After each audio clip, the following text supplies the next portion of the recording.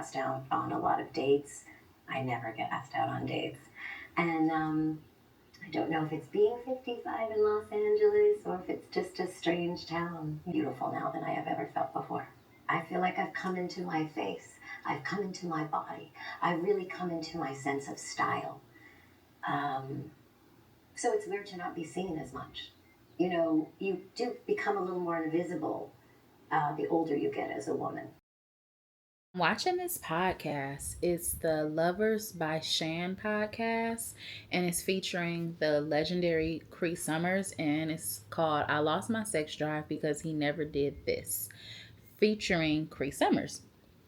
And the part that I'm going to insert in this video, I hope it doesn't copyright me, but if it does and I have to take it out, Cree was talking about being a woman and being young and getting male attention, just like walking into a Starbucks and just men, gawking at you.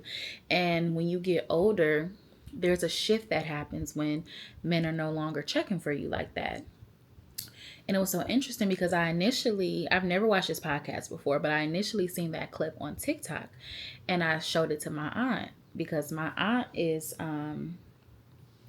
in her 60s, her early 60s, and she's been beautiful my entire life. But when she was younger, she's always been petite, skinny, with really long hair, like down to her butt, with a face card. So just imagine how the men were back in the day. And through life, maybe like in her 40s, 50s, it was definitely post divorce. She gained a lot of weight and she's never gotten skinny again. And one time we were in Whole Foods and she told me that like when she was up at the counter, the guy was like being rude to her, like standoffish towards her, wasn't really trying to help her. And I was like somewhere else in the store. Then I came over to the meat counter where she was at. And she said his whole demeanor changed. He was so nice and so helpful and just staring at me. And she just saw the shift in the treatment of how he treated her versus how he treated me because he was attracted to me. So I showed her a clip and she was like, yes, I completely agree with this. And, I can relate. And Cree Summer is 55. And in this podcast, I'm only 10 minutes in. It's an hour podcast, but she's just talking about how you have, as a woman, when you get older, you have to go from expecting that male gaze to getting that and giving yourself, like hyping yourself up, making yourself feel beautiful, making yourself feel sexy, because at a certain point, you won't get that anymore. And in the TikTok that I originally seen of that clip, the women in the comments was like, this shift happened to me as early as 40. Bitch, 40. I'm 30. I said, not this the last decade of my prime, basically. And a lot of women were in the comments talking about how they could relate and how they agreed. And I think as women, especially being young women, young attractive women, we don't even think about that. Like, I was just walking my dog earlier, men yelling out the car, honking, like, and I'm just like, it's so normal to me that I don't even think like, oh, this is not gonna happen one day. You know what I mean? So I just wanted to talk about that because I'm like, that's really crazy. Like, it's not that you want to be sexualized or you just live for men like wanting to lust after you, but it is like something you expect when you're young. You expect to walk into a place and men stare at you. You expect to be out at a party and men come up and try to talk to you. So to think that there's going to be a point that that doesn't happen anymore, and you might feel like insecure or you might feel like you're not beautiful, and instead of feeling bad, you have to have that confidence and self-love to pull yourself through. Like, I'm still a baddie at 50, at 60, at 70, you know what I mean? So if you haven't, go watch this podcast. It's like, I think it's a sex podcast because she's talking about sex and she's talking about intimacy and how she's more comfortable with herself and saying what she wants and trying new things and having different partners. She also lives in LA, so she's talking about like how dating in LA is rough. And another thing is that I notice women all on the internet. It don't matter if they're in New York, LA, Atlanta, DC, Detroit, like anywhere, New York, like everywhere, they're complaining about the same things, like how the dating market sucks. And I'm talking about black women. Everybody's talking about how the dating market sucks and how it's hard out here dating. There's all these like pages like don't date him in LA or ATL or watch out for this man and things like that, which makes it kind of intimidating trying to date and trying to find or attract your person. I won't say find your person because we're women. We're not supposed to be looking for men and trying to find men. Men should be finding us. That's what I believe. So I wanted to talk about how to embrace your singleness because it is hard dating. It is hard finding a person. Like even when you are dating and having a great, fun, exciting love life, it can still be challenging. Just the ups and downs of being in relationships and getting to know people and things like that. So, for me, I feel like I'm always been like chronically single. I rarely am in relationships. Like I honestly feel like my whole life I've been single, honestly. Like I've had like situationships over the years and a couple relationships, but I'm 30, so they were like childlike. They were like college relationships, high school relationships. I haven't had like a serious adult relationship to me. And I notice the difference when some women aren't used to being single, they're uncomfortable with being single versus me. I be chilling.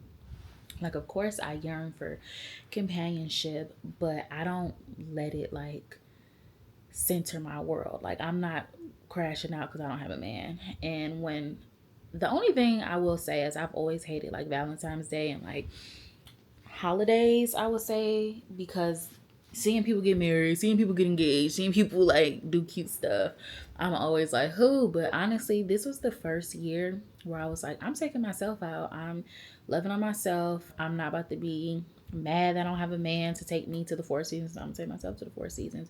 And I wasn't depressed. I wasn't upset or jealous about it. And I think it's because I'm finally at the point in womanhood where I'm embracing my singleness. So I just jotted down a couple things, couple tips that can help any woman that's struggling with embracing her singleness or who's struggling dating or having hard time dating. You're not alone. Many women are going through it. And I just want to reiterate that it's okay to be single. It's really okay. Like it's not the end of the world to be single. And when I say be single, I'm not talking about for a couple days, couple weeks, couple months, for years. It's okay. It's really okay. So let's get into it. The first thing I want to talk about is stop having the mindset that you feel like you can't be happy without a man. You can be happy without a man. Life goes on without a man, sister. So instead, I think you should think about how much you want to, instead of thinking like, oh, I want a husband so bad, this is all I want, you just have to believe that it's going to happen when it's supposed to happen at the right time. For me, living in Atlanta, my dating life is 1,000% different than it was in Detroit because I had one in Detroit and I don't have one in Atlanta. Like, it's completely different. I'm used to always having a man in Detroit, always being entertained by a man, going out on dates with men, like you know what I mean, being intimate with men. And when I moved to Atlanta, it was like a complete 360. But through that, I learned sexual discipline. I was able to reflect on my past situations and understand myself because I really think when you're dealing with men, you might look back on relationships like, oh, he wasn't this and he treated me like that and it was his fault. Like that was my thing. Like it was his fault, period. Like he was this horrible bad guy and I was this innocent victim. But just taking a break from dating and just being able to reflect on those relationships, I realized like, they weren't these horrible men. They're just young and figuring it out just like me. And just because it didn't work out, it doesn't mean that they're like bad people. They just weren't my person. So just understand that life is gonna life. I really think that relationships are about luck. I don't think it's about being a good person, being beautiful, having a certain amount of money, having a certain body type.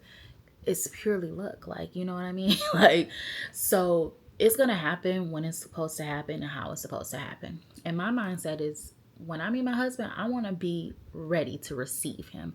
I don't want to fumble a good man. So, in the meantime, while I'm single, I'm going to work on my physical health, my mental health, my emotional health. I want to be a whole person. So, when that person comes along, I'm ready and I'm not going to fumble him. Okay? Next, number 2. Instead of saying how unhappy you are without a man, remind yourself how life is still great. You still have friends, you still have family, you still have a community, you have a job you love, you have passions outside of this person. That's always important to keep reminding yourself that.